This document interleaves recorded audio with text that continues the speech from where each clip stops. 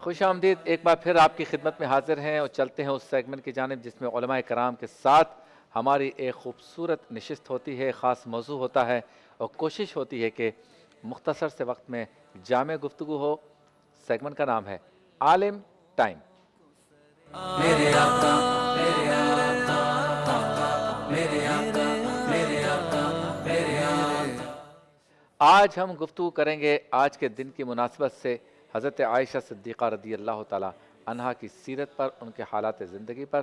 بائیں ہاتھ پہ موجود ہیں ممتاز نوجوان عالم دین علامہ مدنی رضا صاحب، آپ کا شکریہ، آپ تشریف لائے، السلام علیکم۔ وعلیکم السلام۔ دائیں ہاتھ پہ موجود ہے آپ کے ہمارے ہم سب کے محترم مفتی غلام دستگیر صاحب، آپ کو بھی السلام علیکم۔ وعلیکم السلام۔ اور ان کے ساتھ موجود ہیں خوبصورت انداز میں گفتگو کرتے ہیں مفتی اسحاق مدنی صاحب، آپ کا بھی شکریہ اور آپ کو بھی السلام علیکم۔ مدنی رضا صاحب، پہلے تو یہ بتائیے کہ حضرت عائشہ صدیقہ رضی اللہ تعالیٰ عنہ چونکہ ام المومنین ہیں ازواج مطہرات میں سے، تو ازواج مطہرات کا پہلے مقام، ان کی فضیلت قرآن و حدیث سے اور سرکار دو عالم صلی اللہ علیہ وسلم کے ارشادات سے۔ بسم اللہ الرحمن الرحیم۔ قرآن مجید میں اگر ہم نبی مکرم علیہ الصلوۃ والسلام کی ازواج کے متعلق دیکھیں تو اللہ تبارک و تعالی نے فرمایا کہ نبی کی جو بیویاں ہیں یہ امت کی ماں ہیں، اور پھر ان امت کی ماؤں کو خطاب کرتے ہوئے اللہ تعالیٰ نے فرمایا کہ یا نساء النبی لستن کا احد من النساء، کہ آپ عام عورتوں کی طرح نہیں ہیں بلکہ آپ کا مقام، آپ کا مرتبہ انتہائی بلند ہے۔ اور اس بلند مقام کی دلیل یہ ہے کہ جب ازواج مطہرات کوئی نیک عمل کرتی ہیں تو ان کو جو نیکیاں دی جاتی ہیں وہ دوسری خواتین کے مقابلے میں زیادہ دی جاتی ہیں۔ اسی طریقے سے ہم اگر وہ دیکھیں آیت تطہیر کے نام سے جو آیت مقدسہ مشہور ہے، جس میں اللہ تبارک و تعالیٰ نے فرمایا کہ انما یرید اللہ لیذھب عنکم الرجس اہل البیت، کہ اللہ تبارک و تعالیٰ کا محض ارادہ تو یہی ہے کہ اہل بیت تم سے گندگی کو دور کیا جائے۔ تو اب یہاں پر جو بطور خاص تذکرہ ہے، اولاً اس آیت مقدسہ کے جو مخاطب ہیں وہ ازواج مطہرات ہی ہیں، اس سے یہ ثابت ہوتا ہے کہ اہل بیت کے اندر جہاں پنجتن پاک کا شمار ہوتا ہے وہیں ازواج مطہرات کا بھی شمار کیا جاتا ہے۔ تو وہاں پہ اب قرآن و حدیث کے اندر جہاں جہاں بھی اہل بیت کے فضائل ہوں گے وہاں پہ بالخصوص جو ہے وہ پنجتن پاک کے اور امہات المؤمنین کا جو تذکرہ ہے ان کی فضیلت کا یہاں پہ ذکر کیا جائے گا۔ اسی طریقے سے ہم ازواج مطہرات کو دیکھیں تو ان کا نبی کریم علیہ الصلوۃ والسلام سے جو تعلق تھا وہ انتہائی مضبوط تھا، اور اس کی برکت یہ تھی، اس تعلق کی جو ایک ہم کہیں کہ خصوصیت یہ تھی کہ یہ ازواج مطہرات سرکار علیہ الصلوۃ والسلام کے نکاح میں آنے سے پہلے، عقد میں آنے سے قبل بھی ہر اس امر سے پاک تھیں کہ جو اس زمانے جاہلیت میں پایا جاتا تھا، جو ایک برا عمل تھا، اور فطرت کے عین مطابق جتنے بھی اعمال تھے یہ اس کے اندر وہ اختیار کرتی تھی، اور اس سے ہٹ کر جتنے بھی اعمال تھے اس سے اجتناب کرتی ہوئی نظر آتی تھی۔ یعنی ان کی ذات پر کوئی بھی یہ عیب نہیں لگا سکتا کہ انہوں نے زمانے جاہلیت کے اندر یہ کام کیا تھا، اور زمانے جاہلیت کے بعد جو ہے وہ دائرہ اسلام میں داخل ہونے کے بعد وہ اس کام سے انہوں نے توبہ کی، یعنی پہلے ہی وہ فطرت پر عمل پیرا ہوتی تھی۔ اسی طریقے سے اگر ہم دیکھیں کہ شہید جو ہے وہ بھی حیات ہوتا ہے، اس کا بھی ایک مقام مرتبہ ہے، لیکن اس کا اپنی زوجہ کے ساتھ ایسا تعلق نہیں ہوتا جیسا کہ نبی کریم علیہ الصلوۃ والسلام کا ازواج مطہرات سے تھا۔ جب شہید فوت ہوتا ہے تو اس کی زوجہ کو اجازت ہوتی ہے کہ وہ کسی اور سے نکاح کر سکتی ہے، اس کی زوجہ جو ہے وہ کسی اور کے عقد میں جا سکتی ہے، لیکن نبی کریم علیہ الصلوۃ والسلام کی جو ازواج ہیں ان کا تعلق سرکار علیہ السلام سے اتنا مضبوط ہے کہ اب وہ سرکار علیہ الصلوۃ والسلام کے وصال ظاہری کے بعد بھی سرکار کے عقد میں ہی شامل رہیں گی، اور اب کوئی امت کا کوئی فرد ان سے نکاح نہیں کر سکتا، وہ ایک ماں کی حیثیت سے ہوں گی، ایک والدہ کی حیثیت سے ہوں گی۔ یہاں پہ یہ بات میں ذکر کر دوں کہ ان کا مقام و مرتبہ جو والدہ کی حیثیت سے بیان کیا، یہ ان کے مقام و مرتبے اور ان کی تعظیم و توقیر کے اعتبار سے، باقی پردے کے حوالے سے ویسے ہی ہے کہ جیسے عام خواتین کا، اسی طریقے سے ان سے نکاح نہیں ہو سکتا، ان سے عقد نہیں ہو سکتا، اس اعتبار سے وہ امت کی مائیں ہیں۔ اب آپ ذرا غور کریں کہ ازواج مطہرات میں سرکار علیہ الصلوۃ والسلام نے جو جن سے عقد فرمایا وہ اس امت کی مائیں قرار دی گئیں، تو اب اس امت پر لازم ہے کہ وہ اپنی ان ماؤں کی تعظیم کرے، ان ماؤں کی توقیر کرے، اور ان کے اوپر کوئی بھی حرف تنقید نہ لے کر آئے۔ اور یہ مائیں جو ہیں انہوں نے دین کا بہت بڑا کردار، دین کی جو خدمت ہے اس کے سلسلے میں بہت بڑا کردار ادا کی ہے، جیسے کہ ہم حضرت خدیجۃ الکبریٰ رضی اللہ تعالی عنہا کی سیرت میں دیکھتے ہیں تو آپ نے دین پر مال خرچ کیا۔ سیدہ عائشہ بنت صدیق رضی اللہ تعالی عنہا کا اگر ہم دیکھیں تو آپ نے علم کو پہنچایا. روایتوں میں آتا ہے کہ 100 سے زیادہ صحابہ کرام نے آپ سے علم حاصل کیا. اور یہ بھی آتا ہے کہ اگر سیدہ عائشہ صدیقہ رضی اللہ تعالی عنہا روایات نہ کرتیں تو دین کا ایک بہت بڑا حصہ جو ہے وہ مفقود ہو جاتا, وہ ہم تک پہنچتا ہی نہیں. تو اس کا مطلب یہ ہے کہ ازواج مطہرات صرف ایسا نہیں ہے کہ انہوں نے نبی کریم علیہ الصلوۃ والسلام سے تعلق اگر ان کا قائم ہوا اور ان کو مقام و مرتبہ مل گیا, اس کے علاوہ ان کی کوئی خدمات نہیں ہیں. ان کی خدمات بھی بڑی عظیم ہیں. انہوں نے جس انداز سے دین متین کی خدمت میں اپنا حصہ ملایا ہے, تو یہ سمجھ میں آتا ہے کہ ان ازواج مطہرات کا مقام و مرتبہ یہی ہونا چاہیے تھا. اسی طرح سرکار علیہ الصلوۃ والسلام کی اگر ازواج مطہرات کو مزید دیکھا جائے تو سرکار نے جو عقد فرمائے ہیں, ان تمام عقود کا ایک بنیادی مقصد تھا تبلیغ دین, کہ اس قبیلے سے تعلق قائم ہو اور سرکار علیہ الصلوۃ والسلام اس قبیلے کے اندر جو ہے وہ اپنا پیغام پہنچا سکے. تو جب سرکار علیہ الصلوۃ والسلام نے ان خواتین سے نکاح فرمایا, اس قبیلے سے ایک تعلق قائم ہوا, اور پھر ان ازواج مطہرات کے ذریعے ہی سرکار علیہ الصلوۃ والسلام نے وہاں تک پیغام پہنچایا. تو یہ امت کی جو مائیں ہیں یہ کوئی عام خواتین نہیں ہیں, بلکہ ان کا مقام و مرتبہ بہت بلند ہے, اور امت پر لازم ہے کہ ان کی تعظیم و توقیر بجا لائے. کیا بات ہے. اچھا مفتی غلام دستگیر صاحب کہ یہ جو نکاح ہوا ہے سرکار سے, اس کے بارے میں بشارت کا بھی ذکر آتا ہے, خواب کا بھی ذکر آتا ہے, اور تصویر کا بھی ذکر آتا ہے, یہ کیا معاملہ ہے؟ بسم اللہ الرحمن الرحیم. اہدنا الصراط المستقیم. صدق اللہ العظیم. بنت صدیق آرام جان نبی, واہ, اس حریم براعت پہ لاکھوں سلام. واہ واہ. یعنی ہے سورہ نور جن کی گواہ, ان کی پر نور صورت پہ لاکھوں سلام. کیا بات ہے. حضور علیہ الصلوۃ والسلام کی جو ازواج مطہرات ہیں, ہر ایک کا مقام جدا گانا ہے. جیسا کہ ذکر ہوا کہ زمانہ جاہلیت میں بھی انہوں نے کوئی ایسا کام نہیں کیا کہ جن کے بارے میں جو عیب تصور کیا جائے. کام کرنا یہ ایک الگ چیز ہے. بہار شریعت میں مولانا امجد علی اعظمی رحمۃ اللہ تعالی نے لکھا ہے, فرماتے ہیں کہ انسان بعض اوقات خواب دیکھتا ہے.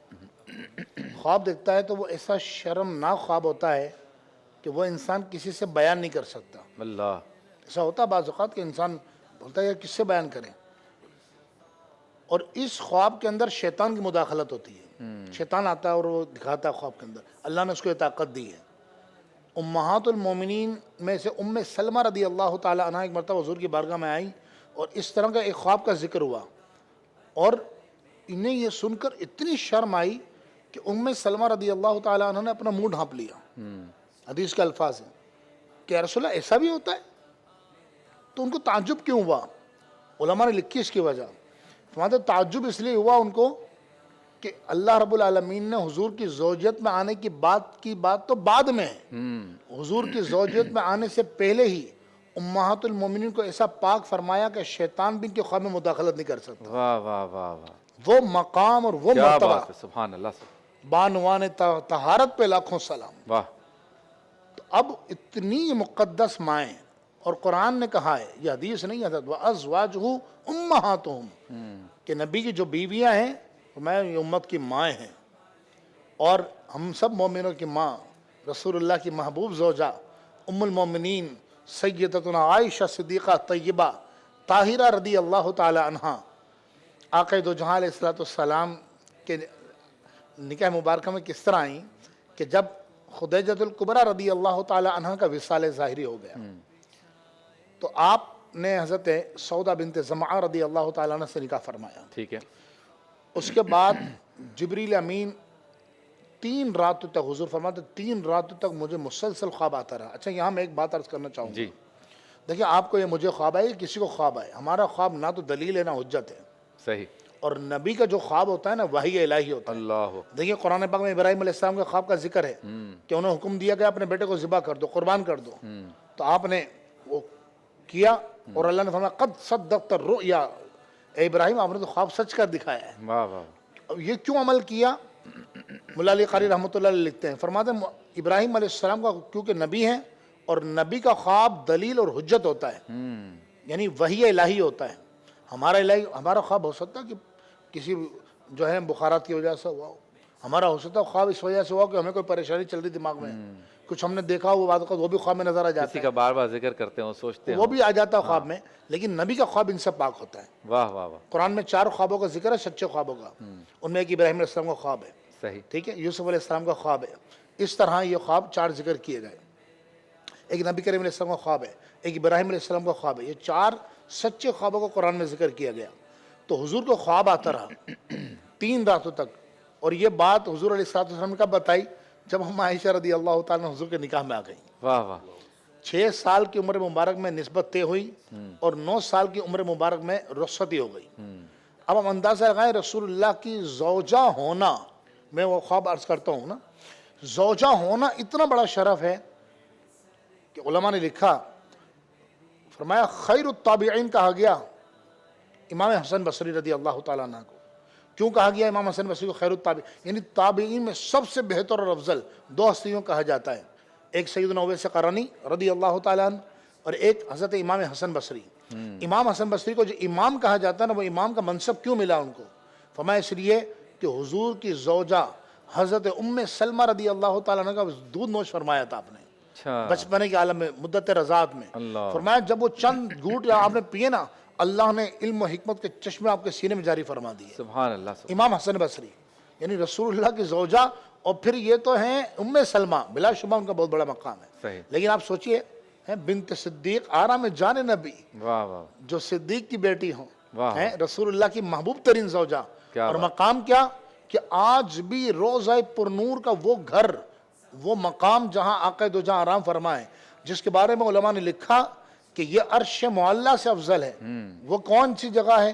وہ سیدہ عائشہ رضی اللہ تعالیٰ عنہ کا حجرہ ہے. کیا بات. میرے آقا نے خود ان کے بارے میں فرمایا بارہا ایسا ہوا کہ جب میں بستر میں ہوتا تھا, عائشہ کے بستر پر تشریف فرما ہوتا اور اللہ کی وحی نازل ہو جایا کرتی. اللہ. کائنات کا آپ دیکھیں نا حضرت, خالی غار حرا میں 5 آیتیں اتری ہیں, تو مقدس سرین مقام ہے. کیا بات. اب آپ سوچئے جب سیدہ عائشہ رضی اللہ تعالیٰ عنہ حجرہ مبارکہ ہیں, اللہ اکبر سبحان اللہ, تو حضور نے حضرت ام عائشہ سے فرمایا کہ 3 راتوں تک جبریل آتے رہے اور ایک کپڑے میں لپٹی ہوئی کوئی چیز لاتے, سفید کپڑے میں, اور میں کہ مجھے کہتے ہیں محمد پکڑی ہے, میں تھامیے اس کو.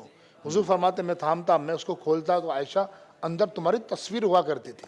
اچھا. 3 راتوں تک رسول اللہ علیہ السلام میں خواب دیکھتے رہے. پھر جو مقام اور جو مرتبہ ملا حضرت, اللہ اکبر, اما عائشہ رضی اللہ تعالیٰ عنہ کے قدموں کی خاک کے ہم قربان. ایک انسان پر رقت طاری ہو جاتی ہے. جبریل امین نے جو رب کی طرف سے پیغام دیا نا, اور کہا یا رسول اللہ یہ عائشہ ہیں, یہ دنیا میں بھی اور آخرت میں بھی آپ کی زوجہ ہوں گی. کیا بات ہے. سبحان اللہ. وہ مقام, وہ مرتبہ اما عائشہ رضی اللہ تعالیٰ عنہ, جو کہ حضرت ایک فطری عمل ہے. میری طبیعت نہیں اس طرح کی زور زور سے بولنے کی, لیکن ایک ماں کے لیے بچہ تو ایک فطرت ہے نا کہ انسان ماں کے لیے بے قرار ہو جاتا ہے. اور اما عائشہ رضی اللہ تعالیٰ عنہ کتنا احسان, جیسے علامہ صاحب نے بیان کیا 2210 حدیثیں آپ کی مرویات, بڑے بڑے کبار صحابہ جن سے فیض حاصل کریں. بس میں ان کا کیا ذکر کروں گی, کہاں میری اوقات. اللہ پاک, اللہ رب العالمین اما عائشہ رضی اللہ تعالیٰ صدقہ اللہ ہماری ماؤں کی بے حساب بخشش و مغفرت. آمین آمین. تو حضرت عائشہ صدیقہ کا ذکر جاری رہے گا. آپ سے ملاقات ہوتی ہے مختصر سے وقفے کے بعد.